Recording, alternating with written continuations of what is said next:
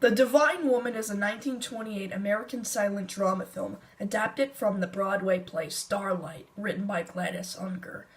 The film was directed by the Swedish film director and screenwriter Victor David Stålström, sometimes known in the United States as Victor Seastrom, and produced and distributed by Metro-Goldwyn-Mayer.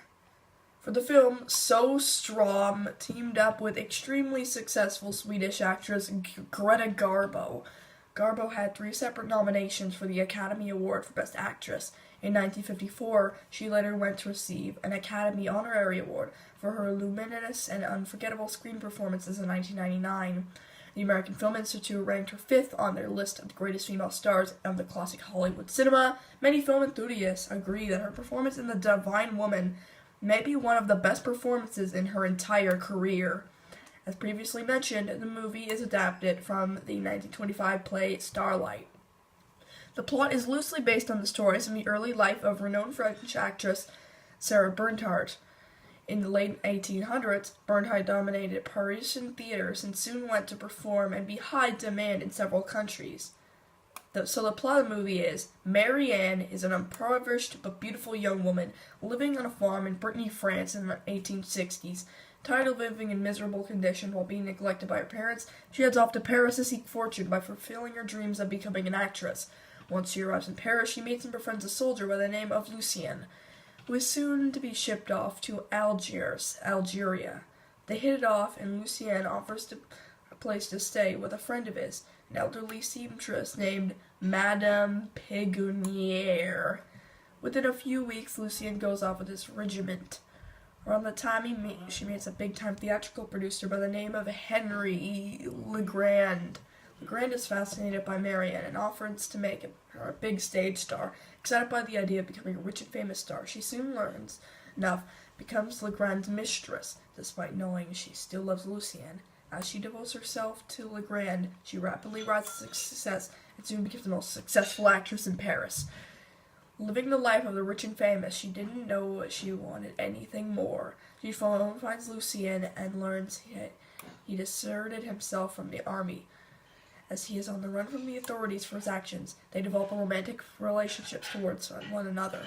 To prove his dedication towards her, he goes out and steals a dress from Marianne. However, this only catches the police's attention and lands him in jail. With Lucien behind bars, Marianne has to make an important decision, choosing between to continue living as a famous Hollywood star or go back to help Lucien to get him out of jail. Marianne waits a long time before she has to make her decision. However, when Lucien gets out on parole, she finds Marianne and criticizes her. She's still in love with Lucien, renounces her career, and leaves Legrand. She goes on to help become impoverished once again before being found by Lucien, who saves her from her own self-destruction. They make up for what happened in the past and leave for South America to start a new life. Oh, that is divine indeed. The movie, which was filmed in only a total of 35 days and had 8 reels, premiered on January 14, 1928 in the Capitol Theater, New York. The film was shown in different parts of the country before getting an international release, and has been known to be screened in Germany, France, Sweden, Poland, and Russia. Starting out with a budget of $267,000, the film only profited $354,000 overall. While it was not a complete box office bomb, the film was not a big success either, especially with critics. If anything, to most critics, Garbo's role was the only thing keeping the movie from flopping. When several viewers of this opinion, the magazine's Greenland, in its February 1927 edition, said, "The picture is a huge disappointment, and although I'm trying to bear up my emotions to get the better of me at times, you see, I count on Greta Garbo. I rooted myself hoarse for her. The most potent personality on the screen, the girl who made Hollywood actresses look like stock company insurance, the Swedish marvel and emotional message. She was all of that. And now, just look at the Divine Woman. Here's a new Garbo who flutters, who mugs. His interesting reserve later goes completely Hollywood, all at once. It may have been the part. It may have been the direction.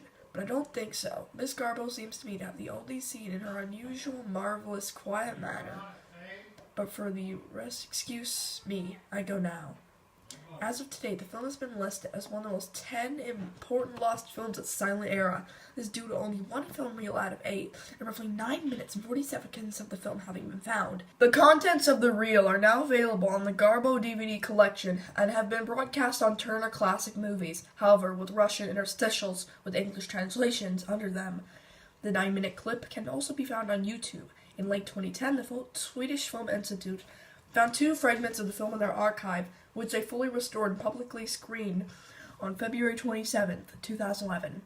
As of right now, the 9-minute clip is available online, while the other 2 are not publicly available.